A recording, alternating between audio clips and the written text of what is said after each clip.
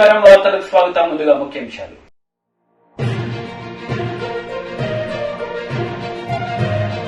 Muralidhar press meet. Andhra Pradesh లో పార్టీని బలోపేతం చేసేందుకు కసరత్తు.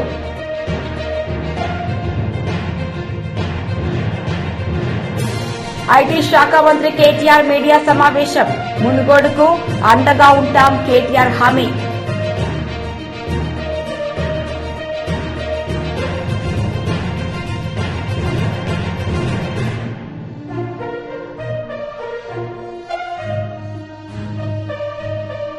అరెస్టు చేసుకోండి ఎమ్మెల్సీ కవిత, మాకేం భయంలే.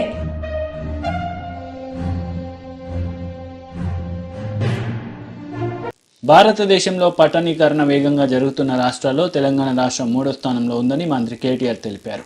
నల్గొండలోని మునుగోడు నియోజకవర్గంలో కేటీఆర్ ఆధ్వర్యంలో మంత్రుల బృందం పర్యటిస్తోంది. ఈ సందర్భంగా కేటీఆర్ మీడియాతో మాట్లాడుతూ రాష్ట్ర వ్యాప్తంగా అన్ని పట్టణాలలో కొత్త మాస్టర్ ప్లాన్లు రూపొందించి వచ్చే మార్చి 31 లోపు అందజేస్తామన్నారు. అందరూ కూడా రావడం అనేది ఒక అరుదైన సందర్భం, ఒక అసాధారణ సందర్భం. ఇది ఎందుకు అంటే గౌరవ ముఖ్యమంత్రి గారు ఒక మాట అన్నారు మునుగోడు ఎన్నికల ప్రచార సభలో, మీరు గెలిపించండి, మునుగోడుని నల్లగొండని నా గుండెల్లో పెట్టుకుంటా అని చెప్పారు. చరిత్రలో ఎన్నడూ లేని విధంగా 1952లో ప్రజాస్వామ్య పద్ధతిలో ఎన్నికల ప్రక్రియ ప్రారంభమైన తర్వాత ఈ రోజు వరకు ఎన్నడూ లేని విధంగా 12 శాసనసభ నియోజకవర్గ స్థానాలు ఈ 3 జిల్లాల పరిధిలో, ఉమ్మడి నల్గొండ జిల్లాల పరిధిలో ఉంటే 12లో ఈరోజు ఏకపక్షంగా గులాబీ జెండా ఎగరవేసి నల్గొండ జిల్లా టీఆర్ఎస్ను ఎట్లాగైతే గుండెల్లో పెట్టుకున్నదో, నల్గొండ జిల్లా బిడ్డలు ఎట్లా అయితే కేసీఆర్ గారిని గుండెల్లో పెట్టుకున్నారో, మరి మేము కూడా నల్గొండకు అదే స్థాయిలో తప్పకుండా అన్ని రకాలుగా అండగా ఉంటామని చెప్పడానికే ఈరోజు ఇంత పెద్ద ఎత్తున గౌరవ ముఖ్యమంత్రి గారి ఆదేశం మేరకు మేమందరం కూడా రావడం జరిగింది. గౌరవ ముఖ్యమంత్రి గారు మాకు ఎన్నికల సమయంలో మునుగోడులో ముఖ్యంగా జరిగిన ఉప ఎన్నిక సమయంలో మా అందరికీ పార్టీ కార్యకర్తలుగా ఇక్కడ పనిచేయమని ఆదేశం ఇచ్చినారు. ఇచ్చినప్పుడు ఈ ప్రాంత సమస్యలు, ఈ ప్రాంతంలో ఉన్న పరిస్థితులు అవన్నీ అధ్యయనం చేసే ఒక అవకాశం కూడా మాకు కలిగింది. కాబట్టి నేను మునుగోడు ప్రజలకి ఈ సందర్భంగా చేయదలుచుకున్న విజ్ఞప్తి ఒకటే, మీరు గెలిపించింది కేవలం కూసుకుంట్ల ప్రభాకర్ రెడ్డి గారిని మాత్రమే కాదు, మా అందరి బాధ్యత, మా అందరి పాత్ర కూడా తప్పకుండా మీకు ఇచ్చిన వాగ్దానాలు నెరవేర్చే క్రమంలో మా అందరి మీద ఉంది. దీన్ని సమిష్టి బాధ్యతగా తీసుకుంటాం. ఎందుకంటే సమయం ఎక్కువ లేదు. రాబోయే 10-12 నెలల్లో మళ్ళీ తిరిగి ఎన్నికలు ఉన్నాయి కాబట్టి, సార్వత్రిక ఎన్నికలు ఉన్నాయి కాబట్టి ఈ లోపలే పనులన్నీ పూర్తి చేయాలనే లక్ష్యం పెట్టుకున్నాం. తప్పకుండా సాధ్యమైనంత వేగంగా ఈ కార్యక్రమాలు చేసి మళ్ళీ తిరిగి ప్రజల దగ్గరికి వెళ్తామని చెప్పి కూడా ఈ సందర్భంగా నేను మీకు విజ్ఞప్తి చేస్తా ఉన్నా. ఉమ్మడి నల్గొండ జిల్లాని తీసుకున్నట్టయితే ఈ 3 జిల్లాల పరిధిలో నల్గొండ, సూర్యాపేట, యాదాద్రి, భువనగిరి గతంలో కేసీఆర్ గారి ప్రభుత్వం రాకముందు, తెలంగాణ రాష్ట్రం ఏర్పడకముందు ఒక్కటంటే ఒక్క ప్రభుత్వ మెడికల్ కాలేజ్ కూడా ఇక్కడ లేదు. ఒక్కటంటే ఒక్క ప్రభుత్వ మెడికల్ కాలేజ్ కూడా ఆనాడు రాష్ట్ర ప్రభుత్వాలు ఇక్కడ ఏర్పాటు చేయలేదు. కానీ కేసీఆర్ గారి ప్రభుత్వం వచ్చిన తర్వాత మొత్తం తెలంగాణకే దిక్సూచిగా ఈ 3 జిల్లాలను నిలుపుతూ నల్లగొండలో గవర్నమెంట్ మెడికల్ కళాశాల, సూర్యాపేటలో ప్రభుత్వ మెడికల్ కళాశాల ఇప్పటికే ప్రారంభమై బ్రహ్మాండంగా నడుస్తా ఉన్న విషయం కూడా మీకు తెలుసు. వాటికి పర్మనెంట్ బిల్డింగ్స్ కూడా పూర్తవుతా ఉన్నాయి, బ్రహ్మాండంగా ముందుకు పోతా ఉన్నాం. అదే రకంగా నిన్నగాక మొన్న ముఖ్యమంత్రి గారు ఇదే నల్గొండ జిల్లాలోని దామెరచెర్లకు వచ్చి అక్కడి నుంచి ఒక మాట చెప్పారు. దామెరచెర్లలో మనం కడుతున్న మిర్యాలగూడ నియోజకవర్గంలోని దామెరచెర్లలో మనం కడుతున్న అల్ట్రా మెగా పవర్ ప్రాజెక్ట్ ఏదైతే ఉందో కేవలం తెలంగాణకు మాత్రమే కాదు, భవిష్యత్తులో మరొక 50-100 ఏళ్ల పాటు భవిష్యత్ తెలంగాణ అన్ని తరాలకు కూడా ఇక్కడ వ్యవసాయం ఎంత పెరిగినా, పారిశ్రామికీకరణ ఎంత పెరిగినా, పట్టణీకరణ ఎంత పెరిగినా పెరుగుతున్న అవసరాలకు తగ్గ విధంగా అక్కడ ఒక విద్యుత్ ఉత్పత్తిని చేసే అద్భుతమైన అవకాశం, 4000 మెగావాట్ల థర్మల్ విద్యుత్తు, భవిష్యత్తులో అవసరమైతే అక్కడి నుంచే సోలార్ విద్యుత్తు, ఇంకా ఇతరవి కూడా చేసే అవకాశం ఉంది. ఒక విద్యుత్ వెలుగులు ప్రసరించే, మొత్తం రాష్ట్రానికి విద్యుత్ వెలుగులు అందించే జిల్లాగా నల్లగొండ మారనున్నది అని ముఖ్యమంత్రి గారు స్వయంగా చెప్పిన మాట. అదేవిధంగా ఈరోజు నల్లగొండ బిడ్డలందరూ గర్వంగా చెప్పొచ్చు, ఒకనాడు ధాన్య భాండాగారంగా భారతదేశానికి ఆనాడు ఉమ్మడి ఆంధ్రప్రదేశ్కు పేరుండేది. ముఖ్యంగా కోస్తా జిల్లాలకు పేరుండేది. కానీ ఈరోజు భారతదేశంలోనే వరి ధాన్యం పండిస్తున్న రాష్ట్రం ఏది, అత్యధికంగా పండిస్తున్న రాష్ట్రం ఏది అంటే తెలంగాణ రెండో స్థానానికి. కేసీఆర్ డైరెక్షన్లోనే ప్రజాప్రస్థానం పాదయాత్రపై దాడి జరిగిందని 3500 కిలోమీటర్ల సుదీర్ఘ పాదయాత్రలో ప్రజల ఆదరణ చూసి ఓర్వలేక దాడులు చేసి ఉసిగొల్పుతున్నారని వైఎస్ షర్మిల మండిపడ్డారు. ఇంకేముందమ్మా, బాగా ట్విట్టర్లలో కవితలు రాసుకోవచ్చు, ఖాళీగా ఉంటారు కదా.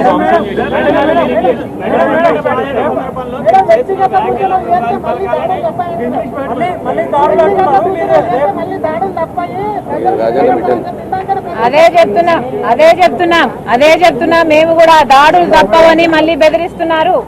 పోలీసు వాళ్ళకి ఇప్పుడే హెచ్చరిస్తున్నాము, మా మీద దాడులు చేయడానికి టిఆర్ఎస్ పార్టీ వాళ్ళు సంసిద్ధమయ్యారు. మా మీద దాడులు చేయడానికి వాళ్ళు ఏ మాత్రం వెనుకాడరు. మా పాదయాత్ర రేపు మొదలు కాబోతుంది. పోలీసు వాళ్ళు మమ్మల్ని కాపాడాల్సిన బాధ్యత, లా అండ్ ఆర్డర్ కంట్రోల్ చేయాల్సిన బాధ్యత పోలీసులకు ఉంది. అవసరమైతే ఏ రూట్ లో అయితే పాదయాత్ర చేస్తున్నామో, ఏ కాన్స్టిట్యుయెన్సీలలో అయితే పాదయాత్ర చేస్తున్నామో ఆ కాన్స్టిట్యుయెన్సీలలో ఎవరైతే గోలా చేయాలనుకుంటున్నారో, ఎవరైతే దాడులు చేయాలనుకుంటున్నారో వాళ్ళని ముందే అదుపులోకి తీసుకోవాలి పోలీస్ డిపార్ట్మెంట్. నాకేమైనా జరిగినా, నా మనుషులకు ఏమైనా జరిగినా దీని పూర్తి బాధ్యత కేసీఆర్ గారిదే. మేము సుప్రీంకోర్టు జడ్జికి, హైకోర్టు జడ్జికి కూడా రాయబోతున్నాము. ఇక్కడ జరుగుతున్న పరిణామాలు, ఇక్కడ జరుగుతున్న అన్యాయాలు ఏమిటి అనేది ప్రతి ఒక్కరికి తెలియాల్సిన అవసరం ఉంది. ఇది ప్రజాస్వామ్యం అవునా కాదా అని మేము అడుగుతున్నాం. ఈ రోజు ఆఫ్ఘనిస్తాన్ లాగా మారింది తెలంగాణ. కేసీఆర్ గారు ఒక తాలిబాన్ అధ్యక్షుడిలాగా మారారు. కేసీఆర్ గారు తాలిబాన్ ఆర్మీకి, అంటే కేసీఆర్ గారి పార్టీలో ఉన్న వాళ్ళంతా ఉద్యమకారులందరినీ తరిమేసి ఇప్పుడు ఉన్న స్వార్థపరులంతా, నాయకులు, కేడర్ అంతా గూండా లాగానే తయారయ్యారు. వీళ్ళు తాలిబాన్లు కాదా? అసలు వీళ్ళు చేసిన వ్యాఖ్యలు చూడండి. నల్లిలాగా నలిపేస్తాము, నువ్వు కాలు బయటికి ఎలా పెడతావో చూస్తాము, మేము బలి తీసుకుంటాము, ఇలాంటి మాటలు తాలిబాన్లు మాట్లాడకపోతే ఎవరు మాట్లాడతారు? ఈ తాలిబాన్ల మాటలు కాదా? ఇవి తాలిబాన్ల మాటలు కాదా? ఇవి తాలిబాన్ల మాటలే, ఇవి తాలిబాన్ల మాటలే. వీళ్ళు తాలిబాన్లే. కేసీఆర్ పార్టీలో ఉన్నదంతా తాలిబాన్ సైన్యమే.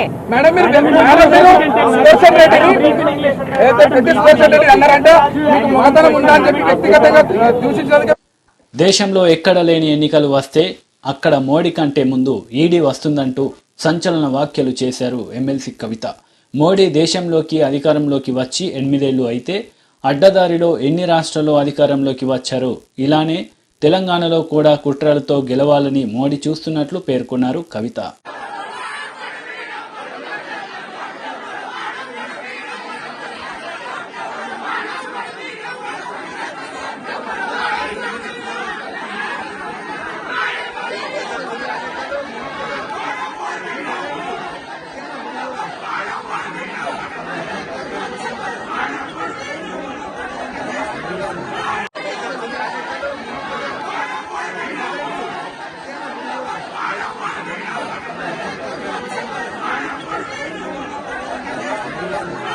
इस देश में मोदी जी का सरकार 8 साल पहले आया है और इन 8 सालों में तकरीबन 9 प्रदेशों में जो डेमोक्रेटिकली इलेक्टेड गवर्नमेंट्स है उनको गिरा के एक असहज तरीके से वहां उन्होंने भाजपा का सरकार बनाया है।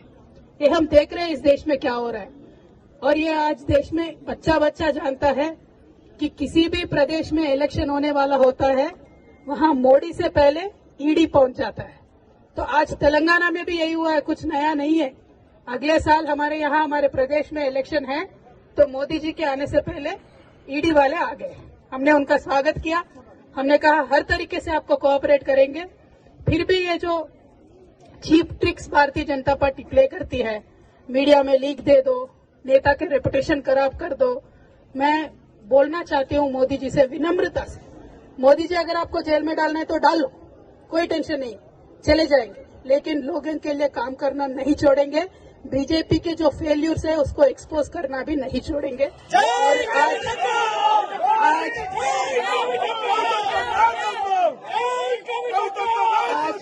तेलंगाना प्रदेश में केसीआर साहब के सदारत में बहुत अच्छे तरीके से सरकार चल रही है। आप इस सरकार को गिराने के जितने साजिश आपने किया है वो लोगों ने देखा है, क्योंकि हम देश में इलेक्शन होने वाला होता है, वहां मोदी से पहले ईडी पहुंच जाता है। तो आज तेलंगाना में भी यही हुआ है, कुछ नया नहीं है। अगले साल हमारे यहाँ हमारे प्रदेश में इलेक्शन है, तो मोदी जी के आने से पहले ईडी वाले आ गए। हमने उनका स्वागत किया, हमने कहा हर तरीके से आपको कोऑपरेट करेंगे। फिर भी ये जो cheap tricks Bharatiya Janata party play करती है, मीडिया में लीक दे दो, नेता के रेपुटेशन खराब कर दो, मैं बोलना चाहती हूँ मोदी जी से विनम्रता से, मोदी जी अगर आपको जेल में डालना है तो डालो, कोई टेंशन नहीं, चले जाएंगे, लेकिन लोगों के लिए काम करना नहीं छोड़ेंगे। बीजेपी के जो फेल्यूर्स है उसको एक्सपोज करना भी नहीं छोड़ेंगे। और आज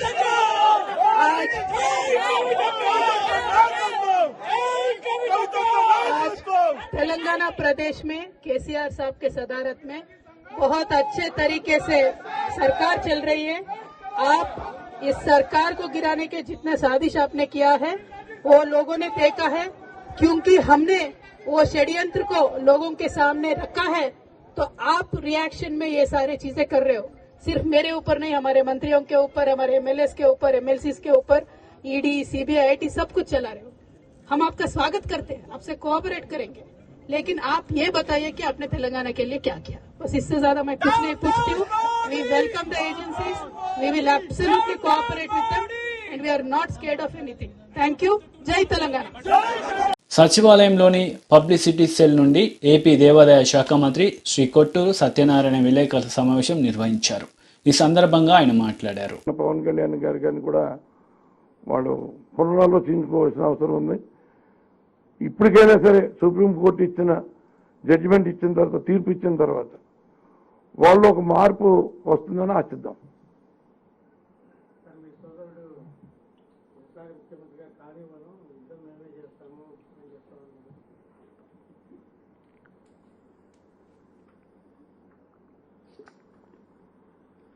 ఏమన్నారంటారు?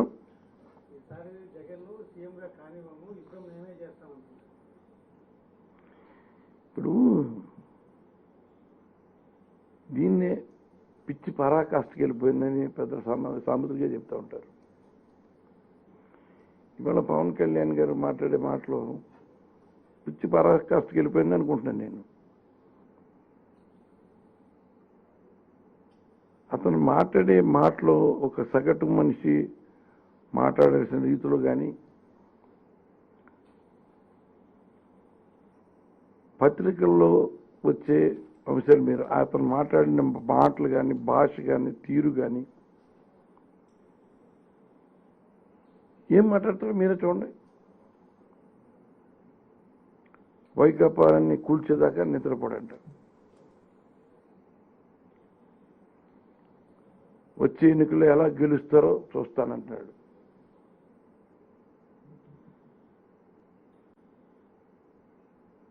ప్రధానికి చెప్పను, నేనే యుద్ధం చేస్తానంటాడు. ఏంటో ప్రధానికి చెప్పడం ఏంటో, యుద్ధం చేస్తుంటే ఏమైనా ప్రధానమంత్రి గారు ఈయన యుద్ధం చేయడానికి ఏమైనా పర్మిషన్ ఇస్తాడా, లేకపోతే పర్మిషన్ తీసుకుని చేస్తానంటాడా?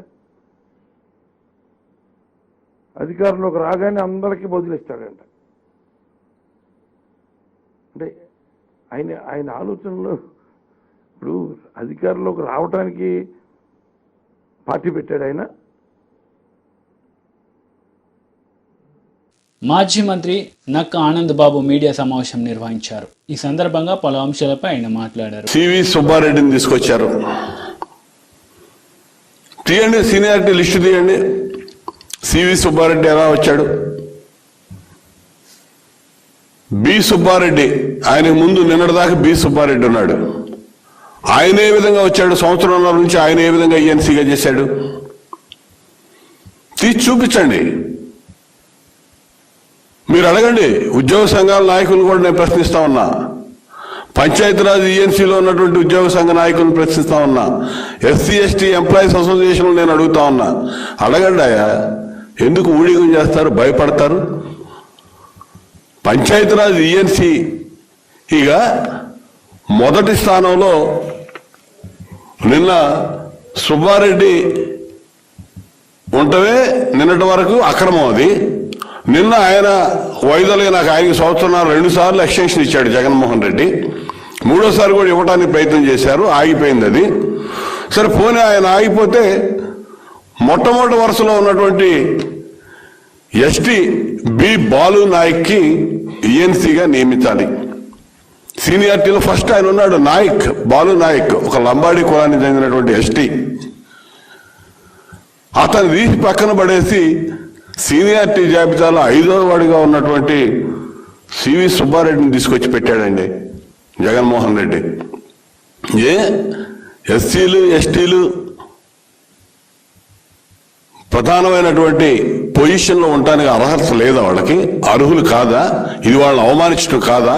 ఇది అట్రాసిటీ కింద రాదా? అసలు ఏంటి వాళ్ళకి లేని అర్హత ఏంటి? మీ కులానికి ఉన్నటువంటి అర్హత ఏంటి? వీళ్ళకి లేనిదేంటి? ఏమిటి అన్యాయం? వైస్ ఛాన్సలర్లు నియమిస్తే దాదాపు 80-90% మొత్తం రాష్ట్రంలో ఉన్న విశ్వవిద్యాలయాలు మొత్తానికి మీరే. ఆంధ్ర యూనివర్సిటీలో ప్రసాద్ రెడ్డి అనేవాడిని తీసుకొచ్చి వైస్ ఛాన్సలర్గా పెట్టి పేరున్నటువంటి విశ్వవిద్యాలయాన్ని వైఎస్ఆర్సీపీ కార్యాలయంగా మార్చేశావు.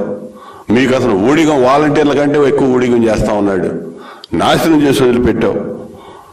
ఇవాళ ఇటీవల డిఎస్పీలు ప్రమోషన్లు ఇస్తే దాదాపు 40% నీ సామాజిక వర్గాల వాళ్ళని తీసుకొచ్చి ఇచ్చావు.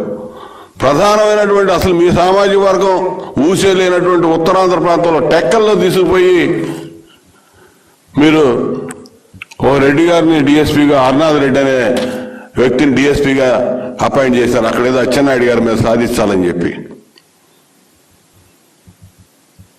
ఇలా ఆ రోజు మేము అధికారంలో ఉన్నప్పుడు 37 మంది డిఎస్పీలకు ప్రమోషన్లు ఇస్తే 35 మంది చంద్రబాబు నాయుడు గారి సామాజిక వర్గానికి సంబంధించిన వాళ్ళు ఉన్నారని చెప్పి నీ ఇష్టం వచ్చినాడు. ఆ రోజు ప్రతిపక్ష నాయకుడిగా ఉన్నటువంటి జగన్మోహన్ రెడ్డి మొత్తం తప్పుడు ప్రచారం చేశాడు. ఢిల్లీ దగ్గర నుంచి గల్లీ దాకా గోలగోలగా అరిశాడు. తర్వాత వీళ్ళు అసెంబ్లీలో చెప్పారు, తీయండి లిస్టు తీసి చెప్పండి. ప్రశ్నోత్తరాల సమయంలో ప్రశ్న వేస్తే సమాధానం లేదు. దానికి అబద్ధాలు 1కి 100 సార్లు చెప్పడం ద్వారా నిజం అని చెప్పి నమ్మించడంలో ఆ రోజు కృతకృత్యుడయ్యాడు. ఈ రోజున వాళ్ళు అదే పని చేస్తా ఉన్నారు. మేము చేయలా, నువ్వు చేసి చూపిస్తా ఉన్నాడు. ప్రతి అంశంలో ఇదే జరుగుతూ ఉంది. ఇవాళ బాలు నాయక్ చేసిన పాపం ఏంటి? ఇవాళ ఈఎన్సీగా నియమించాల్సినటువంటి బాలు నాయక్ని కేవలం ఎస్టీ అనే ఉద్దేశంతో నీ సామాజిక వర్గానికి చెందినటువంటి 5వ ప్లేస్ లో ఉన్నవాడిని తీసుకొచ్చి ఇక్కడ పెట్టడం అంటే. Union minister Muralidhar press meet నిర్వహించారు. ఈ సందర్భంగా పలు అంశాలపై ఆయన మాట్లాడారు. Projects that are being undertaken by the railways. The railway underpass in Bhimavaram, which is being constructed at a cost of 21 crores, is the last one in the step of in the sequence of making ease of travel. The level crossings are being replaced by either underpasses or flyovers, overbridges, railway overbridges. There is a new railway line that is being constructed from Narsapuram to Kotipalli. I came to know that the Andhra government had agreed to share 25% of the cost of the project, which is around 2,200 crores. Railways have already spent around 1,100 crore. But unfortunately, the Andhra government has not honored the word that it has given of spending 25% of the project cost. Instead, they have spent only around 2 crore rupees. As a result, the construction of the new railway line that is now in a way either standstill or working at a, or going ahead in a slow pace. So what I mean to say is, the government of India is making all efforts for the development of Andhra Pradesh. Andhra government should support the government of India, should share whatever efforts are being undertaken by the government. instead of taking a negative approach to that. So I hope Andhra government recognizes the efforts being undertaken by the government of India. అర్థమైందా అని చెప్పాలా?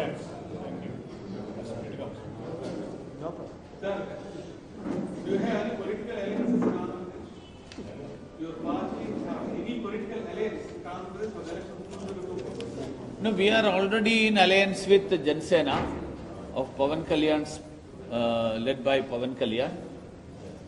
We are definitely going ahead with that alliance. It is there. Whether we have not made any time frame. It is only up to election. It will go ahead also. Beyond that election also. Sir, comparing to Telangana, BJP is much lesser in Andhra. So what are the steps you are going to strengthen party in AP? We are trying to strengthen the party at the grassroots level and take up the issues concerning the people. Very recently, we had a very large gathering of the backward communities addressed by the national president of the OBC Morcha in Eluru. వార్తలు ముగించే ముందు ముఖ్యాంశాలు మరోసారి.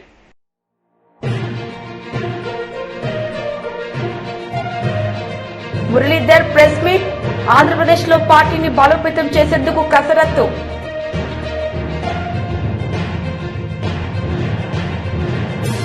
IT శాఖ మంత్రి KTR media సమావేశం, మునుగోడుకు అండగా ఉంటాం కేటీఆర్ హామీ.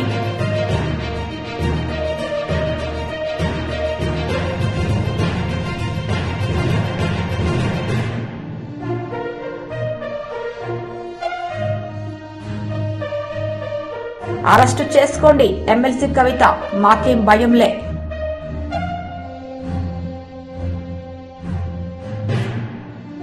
ఈ వార్తలు ఇంతటితో సమాప్తం. తిరిగి ప్రసారమయ్యే వార్తలు మళ్ళీ కలుద్దాం. అంతవరకు సెలవు. నమస్తే.